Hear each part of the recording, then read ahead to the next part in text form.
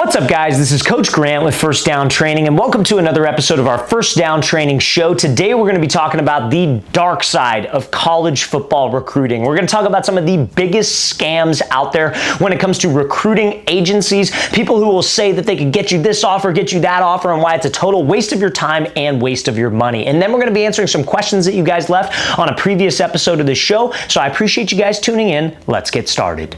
So I had a phone call with a parent earlier this week. He's the dad of a quarterback that I train, and he started on varsity as a sophomore at a pretty big school down here in San Diego, and they were asking me like, hey, we paid X amount of money to this recruiting service or this guy. It's not really a service, it's one specific guy who claims that he got this player XYZ offer, and he was wanting to charge us $6,000 up front. We only paid him half to see what he could do because we didn't want to pay that much money because we thought it was a little bit of a scam. Now, I had actually heard about this guy before, and it's a total and complete scam and a total waste of their money, and I told them that on the phone, and so now they're obviously a little bit upset. Wish they would have talked to me before, but that kind of inspired me to make this video because I wanted to inform as many people as I possibly can to look out for this type of stuff, because not everybody has your best interests in mind. Just because they work with kids, just because they work in the college football recruiting world, does not mean that they're like, some type of just like, I guess, scam artist, if you will, or a completely total waste of your time, and they don't have your best interest in mind. They're just in it for the money, they're just in it for the check, and they're running some type of pretty much like bait and switch type of scam. So let's talk about how this goes, because this person is not the only one that ultimately does this. So the guy in California that I'm talking about, his name, I'm not going to say his name, but let's call him just like Matt G, for example. If you guys know who I'm talking about, if you're in Southern California, you've been approached by a guy who's got a similar name, you guys know exactly what I'm talking about. But let's break down the exact strategy that he uses, because he's not the only guy that uses this type of service. So his gig is that like, hey, listen, I'm a recruiting expert. I have all these connections. Look at all these guys that I've helped get offers in the past. If you pay me X amount of money, I can get you this offer. Now, I don't know the exact ins and outs of his service, but I do know what he charges, and I do know that he charges $6,000 for his services to guarantee you a scholarship offer. So here's my problem with the whole thing, and this is something that goes on in the college football recruiting world that not a lot of people know about. Not a lot of people know that you can pay an assistant college coach to give you a verbal offer, and the goal of that payment, the goal of that exchange of the verbal offer for X amount of dollars, which is probably not $6,000, is probably less than that, and so for little to no work, he pockets whatever he ultimately gets after paying that assistant college coach. But what happens is that they'll give this kid a verbal scholarship offer, which means absolutely nothing, you guys. You could literally get a verbal scholarship offer tomorrow, and that means absolutely zero. Generally, a real scholarship offer is going to come from the head coach, the offensive coordinator, defensive coordinator, or maybe even your position coach sometimes, but he clears it with the coordinator or with the head coach. So if you get an offer from like the inside linebackers coach or the running backs coach, and you're a quarterback, for example, that's not a legitimate offer. So if you paid some guy to get you an offer, and that's the type of offer that you get, you're kind of not really getting you're not getting your money's worth, you guys, nor is it a real offer that actually means anything. Now, the reason why they do this is the hope is that that athlete will post that verbal offer on social media, and other colleges from other universities will see that and go, oh, well, that school offered him, let's take a look at his film, and they're promoting it as like, oh, we're going to get you exposure. Now, guys, here's the thing. If you're not that good to play at that specific level, it's a total waste of your time and it's a total waste of your money. And guess what? If you are good enough to play at that level,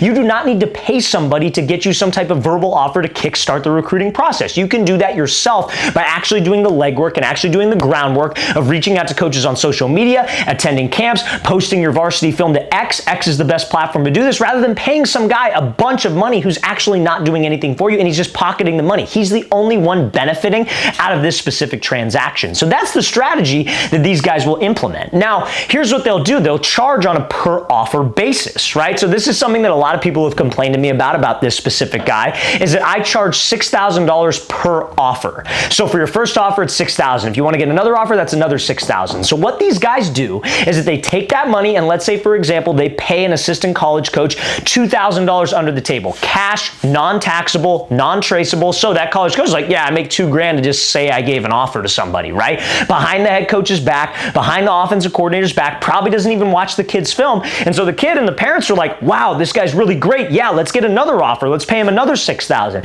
and another $6,000 and another $6,000, and the scam keeps going. But here is the problem with all of this, you guys. When it comes time to sign on the dotted line or commit to a school, guess what? None of those schools are actually legitimate offers, so you don't actually really have an offer to anywhere. So that is the problem with the whole story. I've heard horror stories from parents with these types of services where they're like, yeah, we thought we had all these offers, and then because again, guys, you cannot get a legitimate scholarship offer until the summer before your junior year. The summer before your junior year, that is when it is completely legal to receive a committable scholarship offer, where the school is actually interested in you, you want to commit to that school, and you go to that school. Now, the problem is that I've heard a lot of guys, when they get to that point, they're like, hey, coach, I want to commit to your school, and they're like, dude, that was a verbal offer. Like, we already offered somebody else. We're already interested in this kid. And then it's all smoke and mirrors, you guys. And then they get pissed off. They get mad at the recruiting guy. And he's like, hey, I got you the offer. I did what I said I was going to do. And it's a total scam. And he pisses a lot of people off. And a lot of these services piss a lot of people off. But guess what? They got their money, and then they're on to the next victim. So I need you guys to understand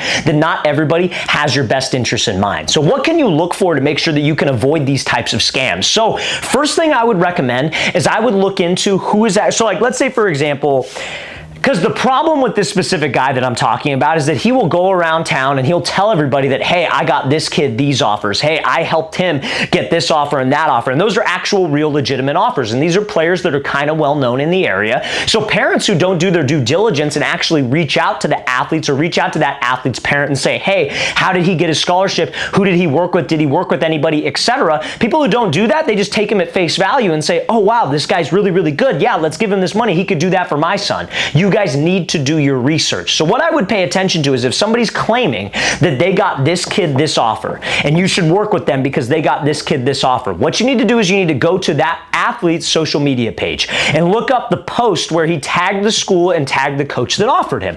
Now, if he's a receiver and let's say he got an offer from a coach and he tags the coach in the post, and let's say he's a receiver and he got an offer from the inside linebackers coach, what you're going to do is you're going to say, that doesn't add up. That doesn't make any sense. Now, let's say the athlete says that he got an offer from the offensive coordinator or the wide receivers coach, and maybe that receivers coach actually follows him, and that receiver coach maybe reposted it, or maybe there's some engagement there, he commented under the post. That might look legitimate, but it's extremely rare that you ever actually see that. So what you could also do is reach out to the athlete or reach out to the athlete's parents if you know them and ask them, hey, did he actually help you out? And do your due diligence before you just give this guy a bunch of money to actually be able to get you an offer, which he won't actually do. Now, another thing that you could pay attention to determine if the offer is fake or real or not in this recruiting agent, because again, this guy isn't the only guy that does this. Plenty of people do this across the entire country. If you look into that specific athlete and maybe go, okay, does he have any varsity film?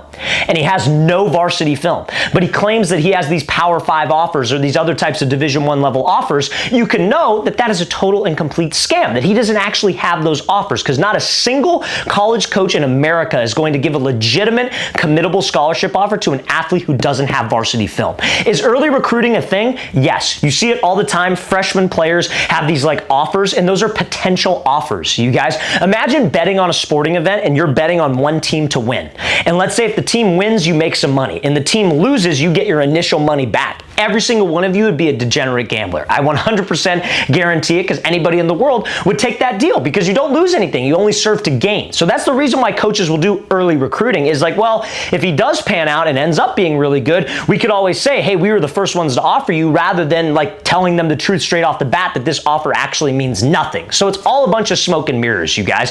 So that's how I would look out for it. I would reach out to the player that they're claiming that they actually helped out and do your research. Does this kid have any varsity film? Because this specific guy that I'm referencing, and again, like I say, he's not the only person that does this. There are people across the entire country that do this type of strategy because it's easy money and it's fast money. And people are always wanting to cut the corners. People are always wanting to take the shortcut to the fast money, who are money motivated, right? So again, you look at what these guys will do, again, like I said, is if you, there's a horror story that I've heard with this specific guy, is that there was a kid who went to a high school down there, pretty big high school, never saw a single freaking snap of varsity ball, did not play, was not a good athlete, and he posted all these Power 5 offers on his Twitter, and everybody was like, how did he get these? And of course he tags the recruiting guy that he works with, and that's when everybody started to kind of find out about the scam. And then this athlete realized that, oh, this is total BS. Like, I've been totally bamboozled. I want my money back, et cetera, et cetera. And that guy actually got ran out of town, and he couldn't do business in a certain part of Southern California where I live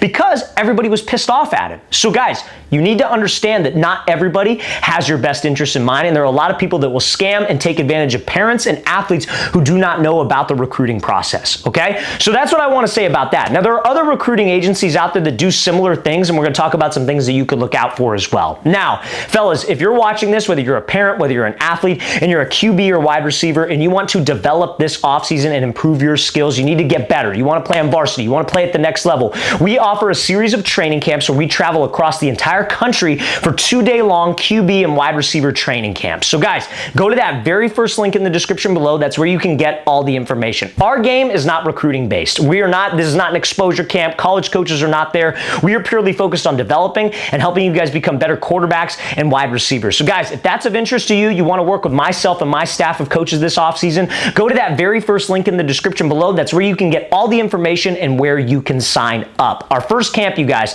or our next camp, I should say, we had a camp this past weekend in San Francisco, California. Great turnout. Appreciate everybody who came out. That camp was fully sold out, and we appreciate everybody coming out to that. Our next camp, though, guys, is going to be in Orlando, Florida, and we only have 4 more spots remaining. Then we'll be heading out to Phoenix, Arizona, where we only have 8 spots remaining. Then after that, we'll be coming out to Columbia, South Carolina, Seattle, Washington, Oklahoma City, Oklahoma, Nashville, Tennessee, Milwaukee, Wisconsin, Austin, Texas, Atlanta, Georgia, Denver, Colorado, Columbus, Ohio, Boston, Massachusetts, Salt Lake City, Utah, and finishing off our camp tour in Los Angeles, California. So guys, local to any one of those cities, would like to travel out, very first link in that description below, that's where you can sign up. Notice how I said our camps have only a certain amount of spots remaining.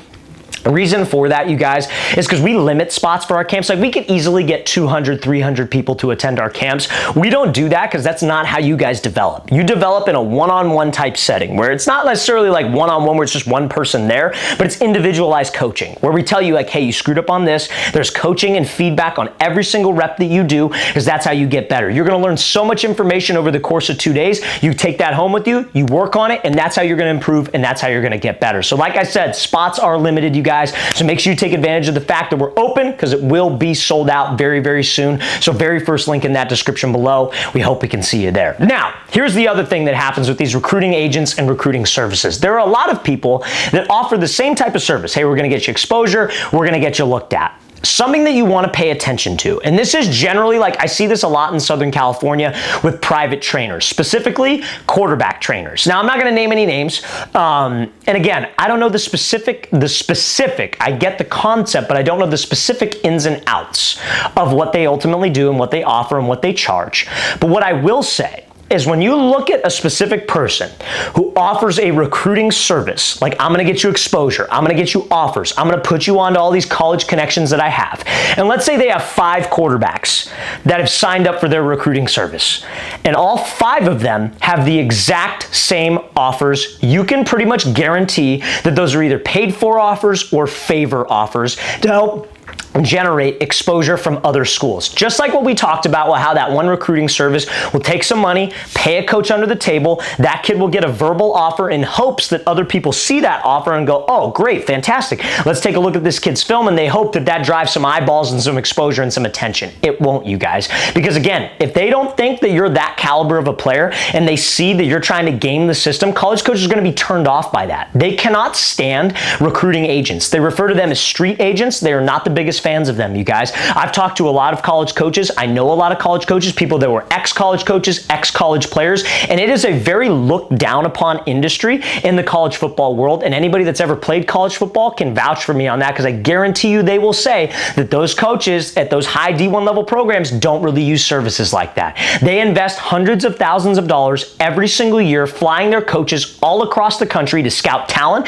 and they trust their own scouting and their own actual money that they're putting up front to scout players and scout talent, because they're some of the best scouts in the world. Some recruiting agent who's getting paid on the side, probably cash too, by the way, is, again, they're not going to trust that guy because there's a conflict of interest there. So what a lot of these like trainers will do is they'll have guys that have the exact same offers. So there was a story a couple years ago about an athlete who went to a local high school down here, and he trained with this specific quarterback trainer who had all these, he got him all these offers, right? He paid for his recruiting service and he got him all these offers, right? And so there was an interview that took place before his senior year in the summer.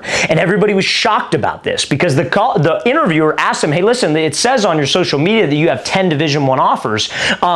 Which school are you thinking about? What's your top 3? What are you thinking about? And he responds to the reporter and says, and he looks very discouraged when he says this, he goes, all those offers were verbal offers. They're not committable offers, so I actually don't have any real interest. I don't know where I'm going next year. And this athlete actually ended up going to a junior college because he had no other options. Now, I don't necessarily know if the parents knew about that right off the bat, that, hey, these offers are verbal and we're just trying to get you exposure. Maybe they're paid for offers. Maybe they did the same exact thing that recruiting service that I mentioned earlier did. Or maybe it was just a favor, like he knows a college coach and now he's like, hey, could you just give him a verbal offer so we could post about it? And maybe it's just like a friendship thing where there's no money exchanged, right? But again, most likely there is, because why would a college coach risk his job if he wasn't getting some type of financial incentive? So guys, what I recommend is that if you are looking into a recruiting service, you've been approached by one of these guys, and I'm not saying they're all bad, but I'm willing to say like 80 to 90% of them are probably going to be a waste of your time and your money. Because at the end of the day,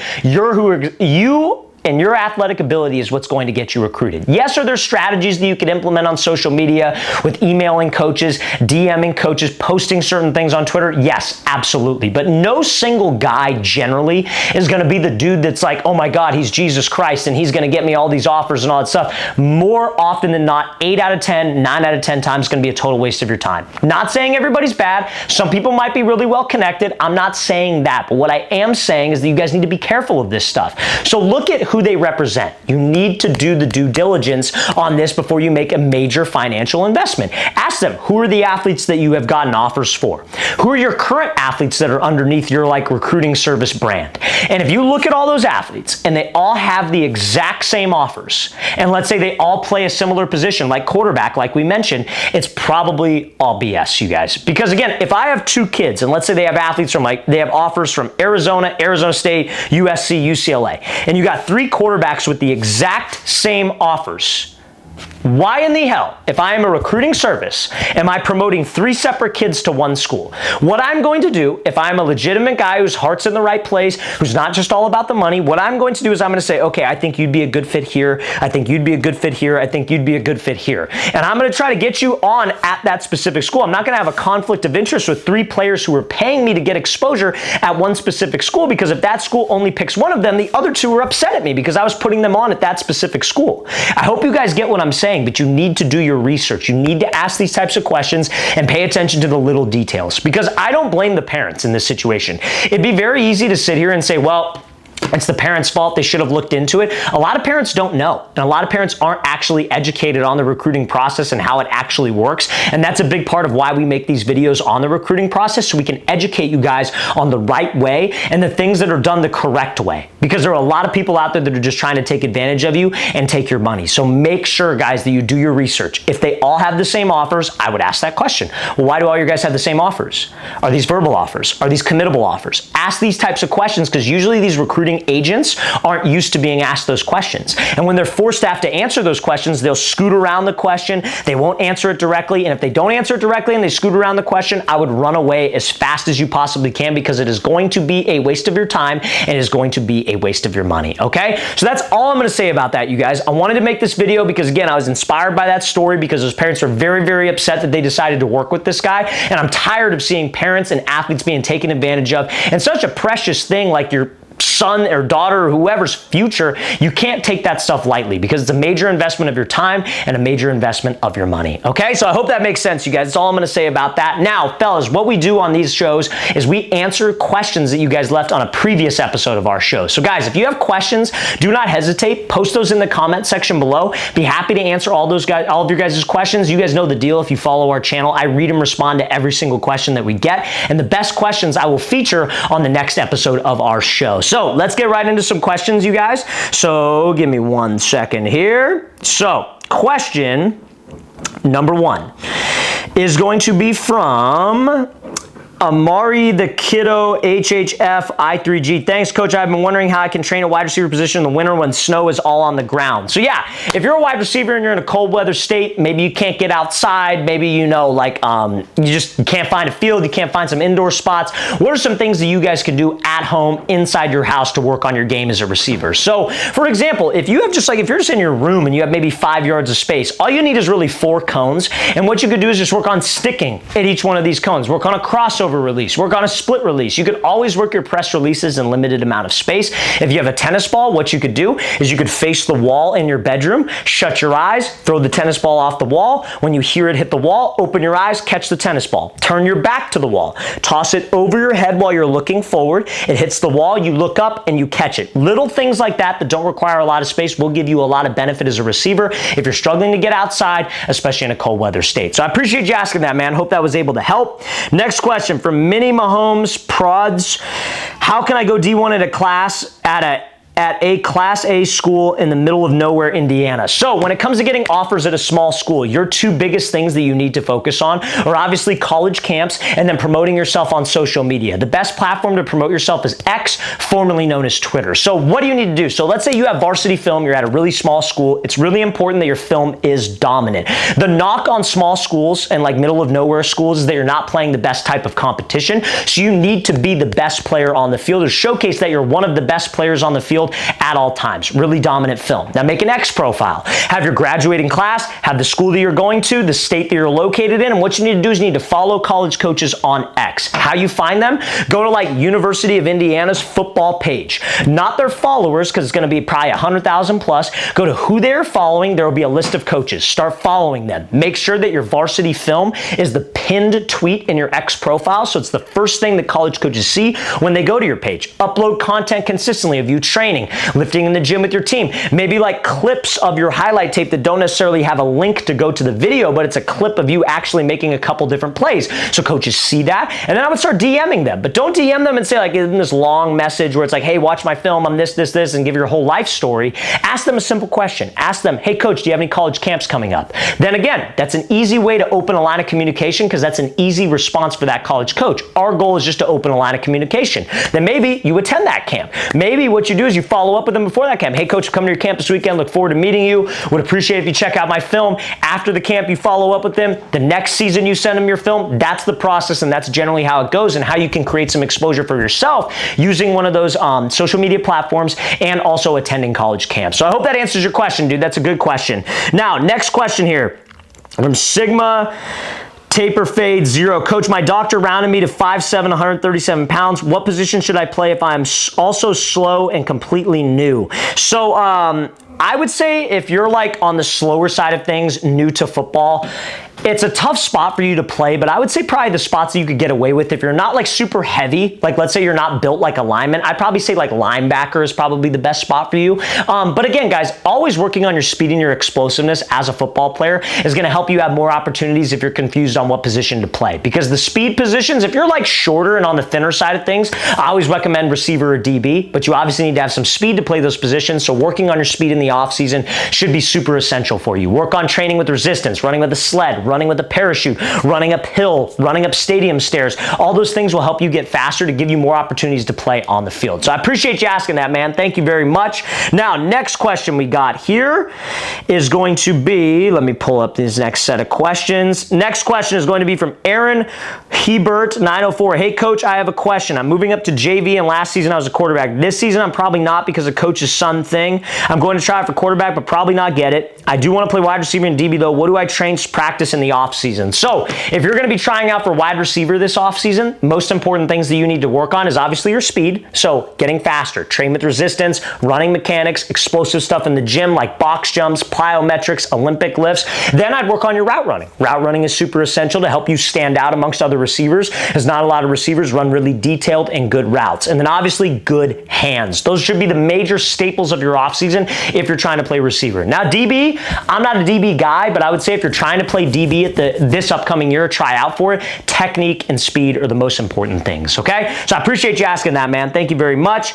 Next question from Undercover Jones. Hey, Coach, I'm a young guy that just started coaching my old high school. What is a great 10 to 15 minute warm-up for young wide receivers JV? So something that I would always have my receivers do when I coached at a high school is for about 10 minutes before practice started, we would work on catching and blocking. So I'd have a line of receivers. We'd work four types of catches, excuse me. So I'd have them run directly at me, throw them a ball. Run to the left, throw them a ball. Run them a right, throw to the ball, and then work 2 over-the-shoulder catches where I stand right next to them just to work on their catching ability and their tracking ability. Then we just work basic blocking drills. So I'd have one receiver in front of the other. They'd be about 10 yards apart. One receiver would pick a direction to run, and then that receiver would have to get his head across, step correctly, and block. So working on blocking and catching is a great individual warm-up that you can ultimately do, okay? So I appreciate you asking that question, man.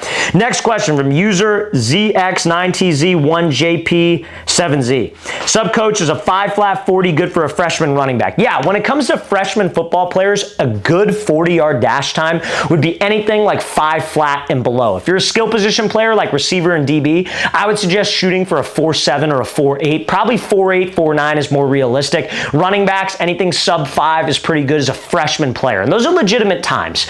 I think a lot of people lie about their 40-yard dash. You get a lot of freshmen that say, oh, I run a 4.5, I run a 4.4. You probably don't. Everybody lies about their 40, and it's probably handheld time too. It's not laser. But a laser sub 5 as a freshman is a very good time to have, okay? So guys, that does it for this episode of our show. I appreciate you guys tuning in. Hope this was able to help. Hope you guys got some value out of this. And again, guys, if you want to attend one of our camps, go to that very first link in the description below. And guys, if you have questions, want to be featured on the next episode of our show, do not hesitate. Post those in the comment section below, and we'll see you guys next time.